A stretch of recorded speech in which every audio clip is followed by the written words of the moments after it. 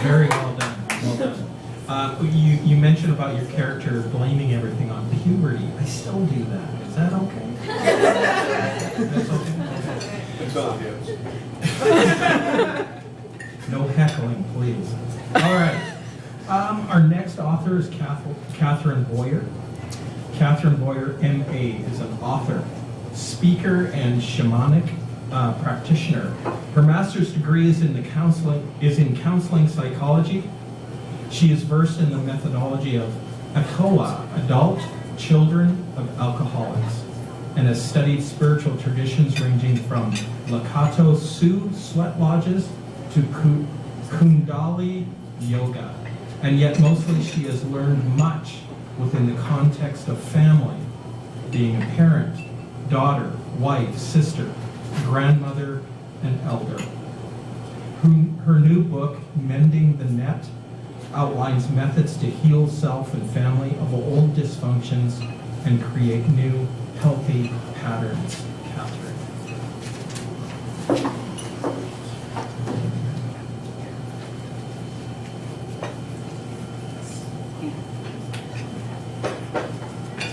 Good evening. I think it's very interesting that I'm following on the heels of someone who said she was led to write her book by spirit and then the hand went away. But I was actually led to write my book by spirit, but spirit is still hanging out with me, giving me instructions. My father died 4 years ago, and as sometimes can happen, I had some unresolved issues at the time of his death. Our relationship had some moments, and yet he died and I couldn't express myself to him. And so I knew that I needed to write and get this out of my body, out of my being, so that I could be clear and clean, so that I didn't have to hang on to the anger. And I didn't want to die and be in my deathbed and still be angry at my father. I just did not want to do that. So I got up every morning and wrote and wrote and wrote. And then I suddenly started thinking about, well, I have a great life. I have a great husband. I have a great family. This is really good. How did I get from the place that I grew up in, which is a dysfunctional alcoholic family, to where I am now? How did that happen? And then I started thinking about all the different exercises that I had followed, the different paths. And so my book actually is the connection of all of those different exercises that I followed. I've highlighted. I haven't put down everything, but I pulled the pieces that I think would be really helpful for others who want to clean out old family wounds. So I'm going to read to you tonight from the prologue. We come from love and we return to love. Our soul is made of love, and it is our challenge as humans to act out of love towards ourselves and others. We are learning to love ourselves unconditionally. This is the reflected purpose from the universe. With love, we can be in relationship with ourselves and with our family. Sometimes, though, we have to walk through fear to get to love, the fear that is covering up our anger, hurt, or sadness. This book is an amalgam of standard therapeutic techniques, Native American studies, and shamanic spiritual practices. These exercises are a beginner's guide on the path of consciousness. You start by healing yourself, and then you heal forward into your present family. This guide will help you heal yourself by examining old patterns that were passed down to you. These are the patterns that you do not want to take forward for yourself or the next generation. This starts with awareness. Once you are aware of an old unwanted pattern, you can change it. If you are happy with the patterns that you are in, there is no need to change these. Our emotions and our daily lives follow our thoughts. It is commonly assumed that if we just think good thoughts, good actions will follow in our lives. Often that assumption oversimplifies the complex emotional component that we bring to our thoughts. We do want to learn how to be in the positive. But if we ignore our shadow side, the negative, then we have a difficult time coming into wholeness. Healing and health are wholeness. Holiness.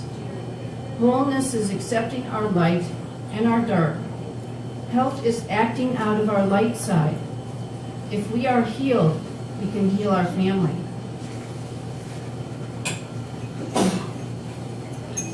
This is from chapter 1, and this is about the image that the title of the book comes from, so I wanted to share that with you this evening.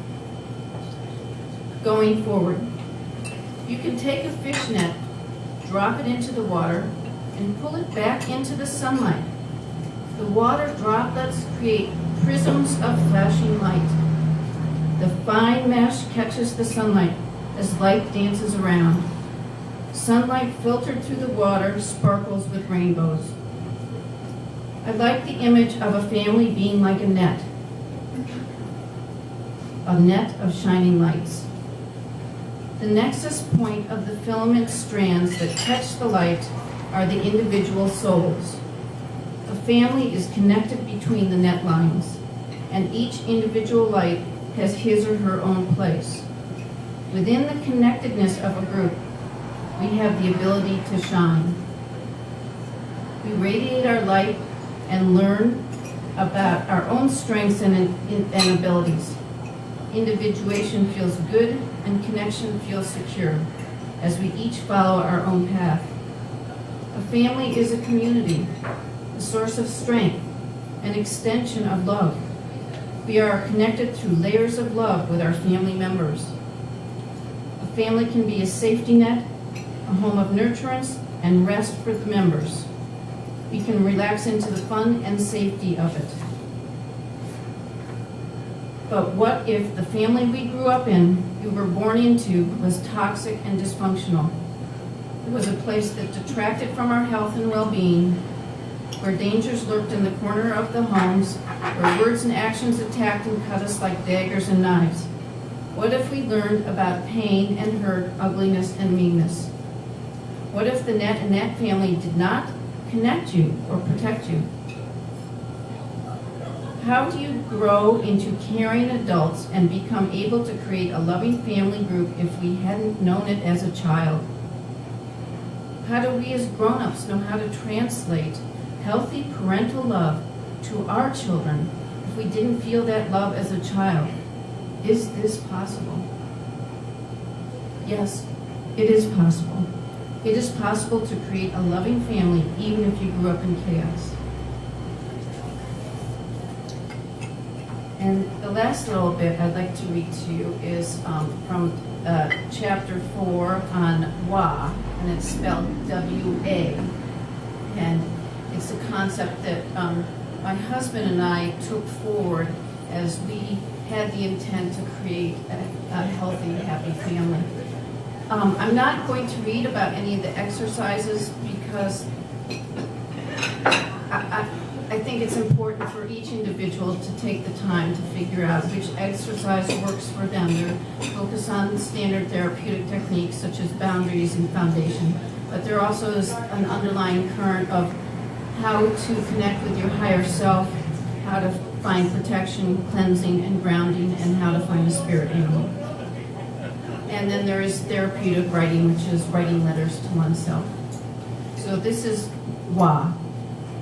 Several years ago, when my husband and I were in our 20s, we studied macrobiotics under Michio Kushi in Boston. 3 evenings a week, we would go to a lecture given by Michio. We heard him refer to Wa and became fascinated with its concepts. Michio would speak for an hour or so, and we would sit in seiza, an upright kneeling position. If it hurt, which it did, he'd say that we were just too yin and had had too much fluid to drink. I still can't sit in seiza, but I think it has more to do with my body and hip structure than fluid intake. We would sit and listen to lectures on the yin and yang of the universe and foods. We heard what vegetables to eat to stay balanced and how to harmonize our bodies.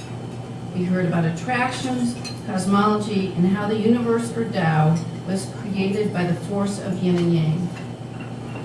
But the idea that we heard during those lectures that still remains with us is Wa.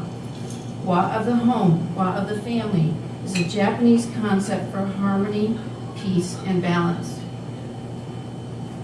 The underlying concept comes from Confucianism. My husband and I kept repeating the word Wa to each other as a way of explaining to ourselves what we were looking for. We wanted to create a feeling of love and harmony in our household within our family group.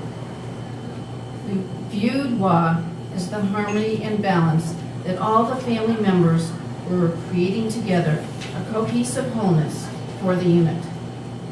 The home was to be a place of peace and rest, filled with color, flowers, order and neatness, a golden net of light to fall into.